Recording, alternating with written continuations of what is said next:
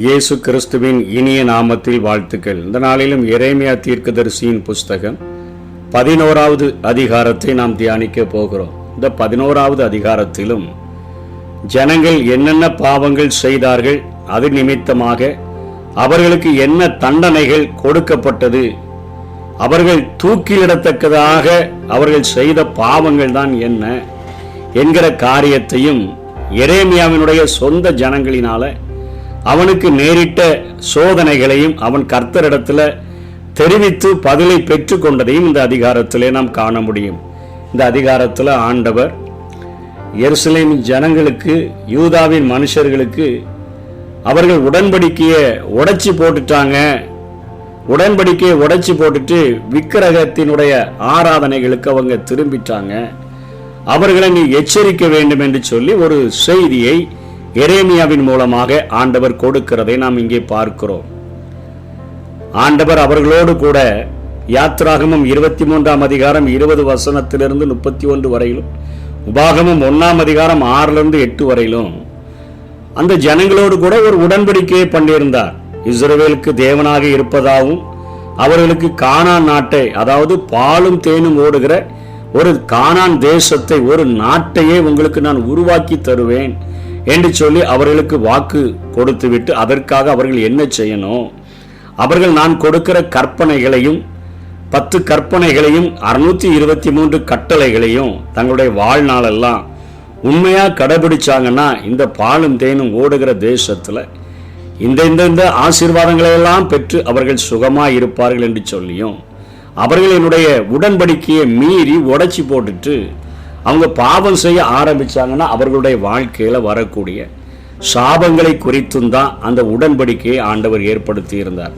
உடன்படிக்கையில ஆசீர்வாதமும் சொல்லப்பட்டிருந்தது, அவர்களுக்கு சாபமும் சொல்லப்பட்டிருந்தது. அந்த காரியத்தை இப்போ இவர்கள் மீண்டுமாக உடன்படிக்கையை உடைத்து போட்டபடியினால உங்கள் பிதாக்களைப் போலவே அவர்கள் அடிக்கடி தங்களுடைய வாழ்க்கையில உடன்படிக்கையை உடைத்து போடுகிறதும், திரும்ப ஆண்டவர் தண்டிக்கிறதும், திரும்ப அவர்கள் ஆண்டவரிடத்தில் வருகிறதும், இப்படிப்பட்ட காரியங்கள் நடந்தது போலவே யோசியாவின் நாட்களில் சீர்திருத்தங்கள் என்கிற பெயரில் அநேக காரியங்களை அங்கே யோசியா கடைபிடிக்க வைத்திருந்த போதிலும் யோயாக்கீம் அரசாண்ட வருஷத்துல இவர்கள் மீண்டுமாக உடன்படிக்கையை உடைச்சி போட்டுட்டு அவர்கள் விக்கிரக வழிபாடுகளுக்கு திரும்பினபடியினாலே எரேமியாவின் மூலமாக ஆண்டவர் இங்கே எச்சரிக்கிறதை நாம் பார்க்கிறோம். எரேமியா 11ஆம் அதிகாரத்திலிருந்து 13ஆம் அதிகாரம் வரையிலான வசனங்களிலே உடைக்கப்பட்ட அந்த உடன்படிக்கையை பற்றியும் விக்கிரகங்களுக்கு திரும்பிய மக்களுக்கான கடிந்துரைகளையும் இங்கே எரேமியா எழுதி இருக்கிறதை நம்ம பார்க்க முடியுது. யோயாக்கீம் அரசாண்ட வருஷத்துல இவைகள் நடந்தன. விக்கிரகங்கள் பெருகி இருந்த இந்த நாட்கள்ல தான் 2 ராஜாக்கள் 22ஆம் அதிகாரங்கள் 23வது அதிகாரங்கள் அவைகள் எழுதப்பட்டிருந்தன. இந்த இடத்திலையும் உடன்படிக்கையை ஆண்டவர் எரேமியாவின் மூலமாக ஞாபகப்படுத்துகிறார். என் சத்தத்தை கேட்டு நான் உங்களுக்கு கற்பிக்கிறபடியே எல்லா காரியங்களையும் செய்யுங்கள், அப்பொழுது நீங்கள் என் ஜனமாயிருப்பீர்கள், நான் உங்கள் தேவனாயிருப்பேன், உங்களை நான் எகிப்து தேசத்திலிருந்து, அதாவது இருப்பு காலவாயாகிய அந்த தேசத்திலிருந்து புறப்பட்ட நாளில் நான் உங்களுக்கு கற்பித்த இந்த உடன்படிக்கையின் வார்த்தைகளை கேளாத மனுஷன் சபிக்கப்பட்டவன் என்று சொல்லி இருந்தன. அதே போல தானே நீங்க இப்ப மாறிட்டீங்க அப்படின்னு சொல்லி இங்கே ஆண்டவர் அவர்களோடு கூட பேசுகிறதை பார்க்கிறோம். இதுல மிகப்பெரிய பாவமாக எரேமியா ஹைலைட் பண்ணி காட்டுகிற காரியம் 13ஆம் வசனத்துல, யூதாவே உன் பட்டணங்களின் இலக்கமும், அதாவது சிட்டிஸினுடைய இலக்கமும் உன் தேவர்களின் இலக்கமும் சரி ஈக்குவலா இருக்குது. அவ்வளவு ஒரு பட்டணத்துக்கு ஒரு தேவர்களை நீ உண்டு பண்ணி வச்சிருக்கிற. எருசலேமினுடைய வீதிகளின் இலக்கமும் தெருக்களினுடைய இலக்கமும், நீங்கள் பாகாலுக்கு தூபம் காட்டும்படி வைத்திருக்கிற ஸ்தாபித்திருக்கிற பீடங்கள், பலிபீடங்களினுடைய இலக்கங்களும் சரியா இருக்குது. அவ்வளவு திரளாக நீங்க உண்டு பண்ணி பெருக்கி வச்சிருக்கிறீங்க. இப்படிப்பட்ட காரியங்களை நீங்க செய்திருக்கிறபடினால நான் உங்களுக்கு ஒரு தண்டனையை கொடுக்க போறேன்னு சொல்லிட்டு 14ஆம் வசனத்தில் சொல்றாரு, ஆதலால் நீ இந்த ஜனத்துக்காக விண்ணப்பம் பண்ண வேண்டாம், அவர்களுக்காக மன்றாடவும் கெஞ்சவும் வேண்டாம், அவர்கள் தங்கள் ஆபத்து நிமித்தம் என்னை நோக்கி கூப்பிடும் காலத்துல நான் அவர்களை கேளாதிருப்பேன் என்கிற ஒரு கடினமான ஒரு கசப்பான கட்டளையை ஆண்டவர் இங்கே கொடுக்கிறதை நாம் பார்க்கிறோம். பொதுவாக விண்ணப்பம் பண்ண அழைக்கிற தேவன் இங்கே விண்ணப்பம் பண்ண கூடாது என கூறுவது நியாய தீர்ப்பை அவர்களுடைய வாழ்க்கையில அது நிச்சயப்படுத்துகிறதற்காக கொடுக்கப்பட்டதாக பார்க்கிறோம். உடன்படிக்கையை உடைத்து போட்டு விக்கிரக வழிபாடுகளுக்கு திரும்பியிருந்த ஜனங்களுக்கு இந்த அதிகாரத்தில் எரேமியாவின் மூலமாக தேவன் கொடுக்கிற தண்டனை என்ன? ஒரு கடினமான ஒரு கட்டளை கொடுக்கப்படுகிறது. இதே காரியத்தை எரேமியா 7:16 அங்கே சொல்லுகிறார். இந்த ஜனத்துக்காக நீ விண்ணப்பம் பண்ண வேண்டாம், மன்றாட வேண்டாம், கெஞ்ச வேண்டாம், பரிந்து பேச வேண்டாம், நான் உனக்கு செவி கொடுப்பதில்லைன்னு சொல்றாரு.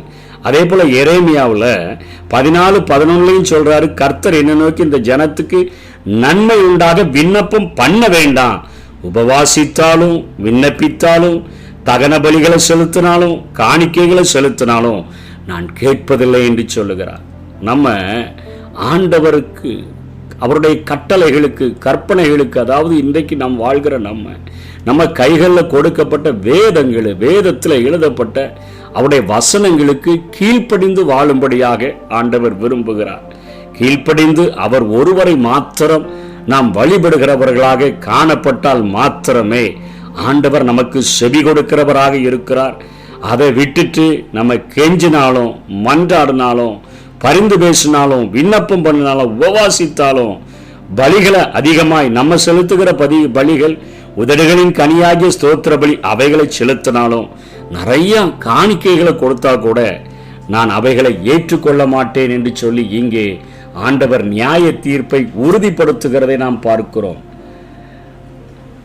இன்றும் தேவன் நம்மை தூக்கிவிட தமது கரத்தை நீட்டிக்கொண்டு காத்து கொண்டு இருக்கிறார்.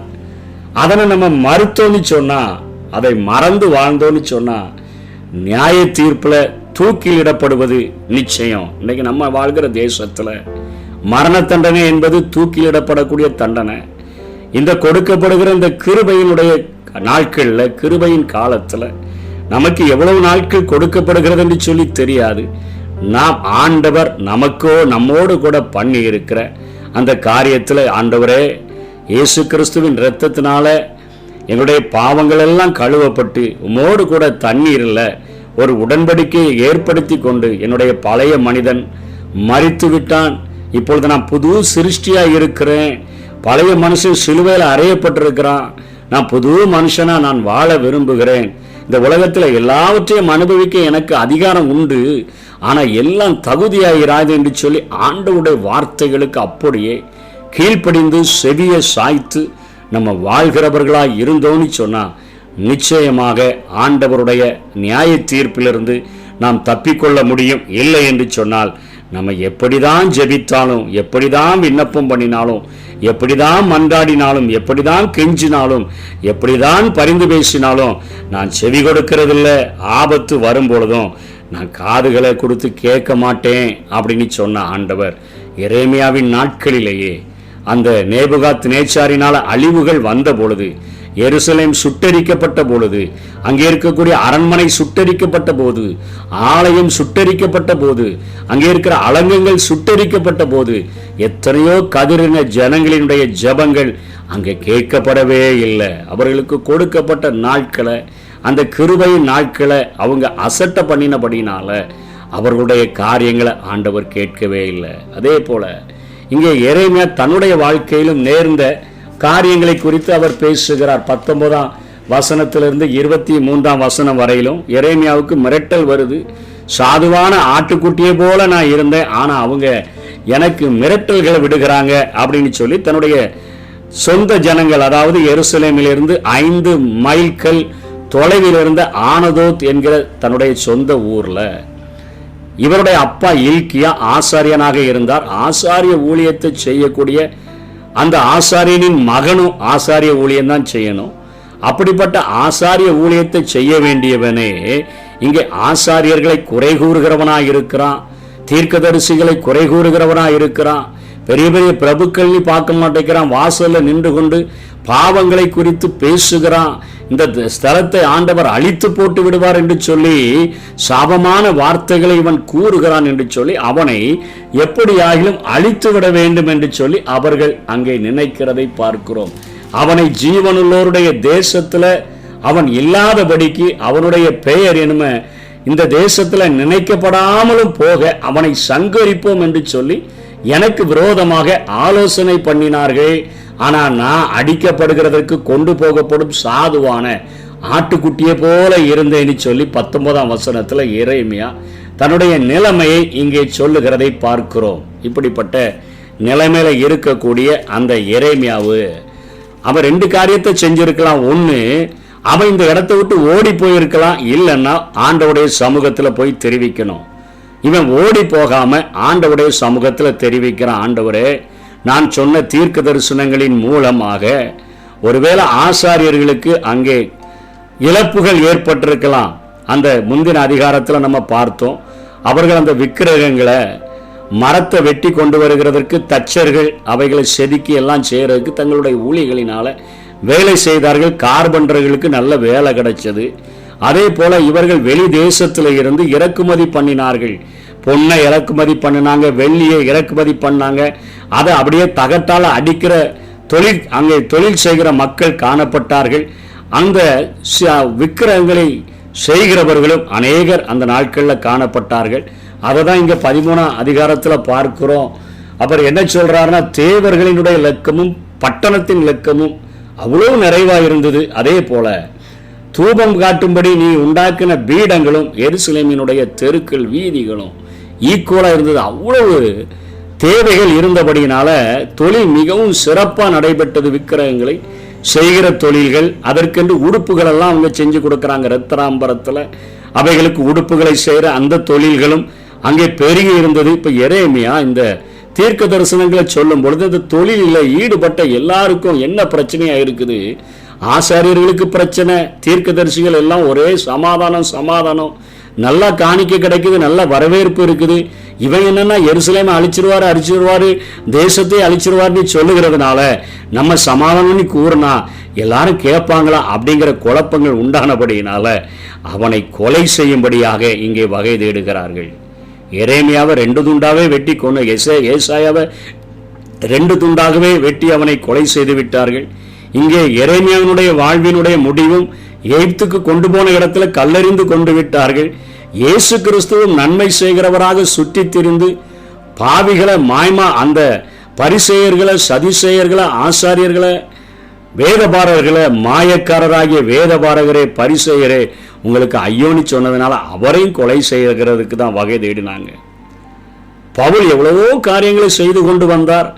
அவர் கமாலியனின் பாதத்தருகே இருந்து கற்றவர், அவ்வளோ மரியாதைலாம் இருந்துச்சு.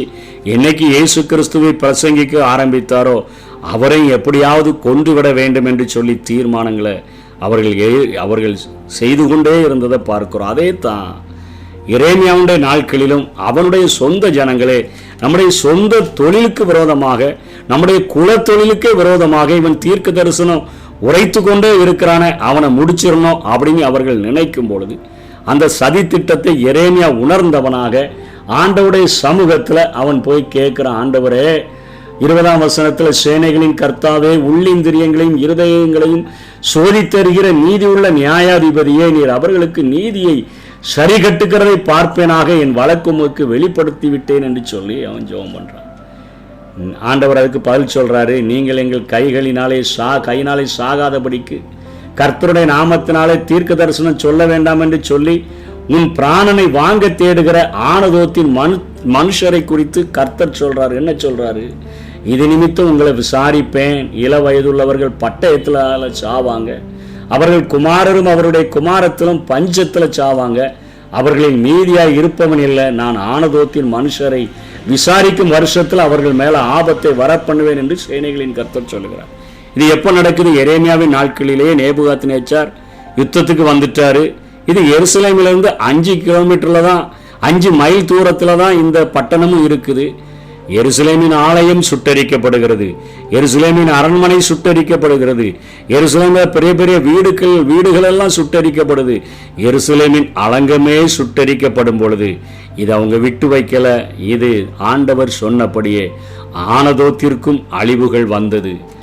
ஆண்டவர் மிகவும் வேதனையோடு கூட தான் சொல்றார், என்னுடைய ஜனங்களை ஒரு மனைவியை போல தான் நான் பார்த்துருந்தேன், ஒரு பச்சையான ஒலிவ மரத்தை போலதான் நான் வச்சிருந்தேன். 15ஆம் வசனத்துல சொல்றாரு, மகா தீவினை செய்யும் போது என் பிரியமானவளுக்கு என் வீட்டுல என்ன இருக்குதுன்னு கேட்கிறார். இவ்வளவு தீங்கு செய்யறாங்களே, நல்லகனி உண்டாயிருக்கிறதற்கு நேர்த்தியும் பச்சையமான ஒலிவ மரம் மீதான உனக்கு நான் பேர் வச்சிருந்தேன் என்று சொல்லி ஆண்டவர் சொல்ல. இப்படிப்பட்ட காரியங்களில் வாழ்ந்த ஜனங்கள் உடன்படிக்கையை உடைத்த போது அவர்களுடைய வாழ்க்கையில ஒரு மிகப்பெரிய நியாய தண்டனையானது, ஒரு மிகப்பெரிய அழிவானது வந்ததை எரேமியா சொன்னதை எரேமியாவின் நாட்களிலே ஆண்டவர் நிறைவேற்றி விட்டதை பார்க்க முடியும். நாமளும் இன்றைக்கு கிருபையின் காலத்தினுடைய விளிம்பில் இருக்கிறோம்.